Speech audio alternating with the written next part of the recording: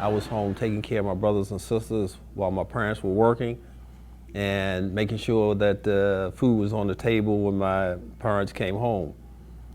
But my brothers and sisters and I used to sit at the window and watch people come home in fancy cars, well-dressed, and that sort of thing. We had this thing where we would point to cars and say, that's my car, that's my car, that's my car. But at the same token, some of the images that we saw were images that we saw in ourselves. And the sad part of today, 2019, is that our young people don't have those images.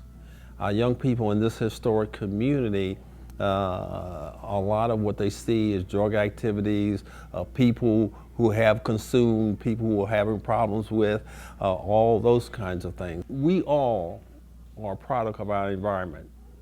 I got an opportunity to come back, work in the area from which I came, and made the decision that I wanted to make a difference. It's ironic that sometimes when I have tours here at the bakery, and I ask young people, when you think of Pennsylvania Avenue, what comes to mind? At one time, I would hear The Wire, and then I would hear the Freddie Gray. And I was saying to myself, there's a problem here, because these young people don't know the history and legacy of the community where they live. This is the most historic African American community in the country, dated back to the War of 1812, when there were more free blacks here than any place in the country. This was the heart of the civil rights movement.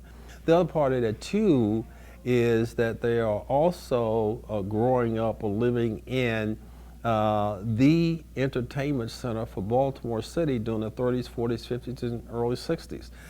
I mean, artists, you name the great artists, whether it's James Brown, whether it's Miles Mabley, whether it's Stevie Wonder, whether it's the Temptations, the Miracles, whether it's Cab Calloway from here, Billie Holiday, all of those entertainers walk this avenue. And so it's up to us as the seniors and as the generation ahead of them to pass that on.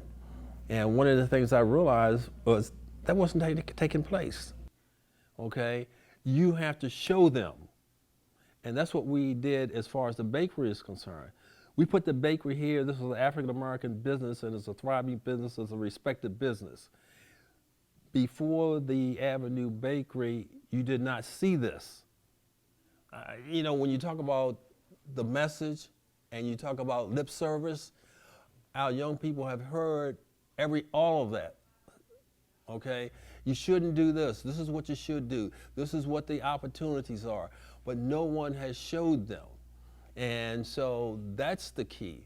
And so our focus, and I am the president of a nonprofit called the Rural Theater and Community Heritage Corporation, and our focus is to change what our young people see, change the economic opportunities here in the community.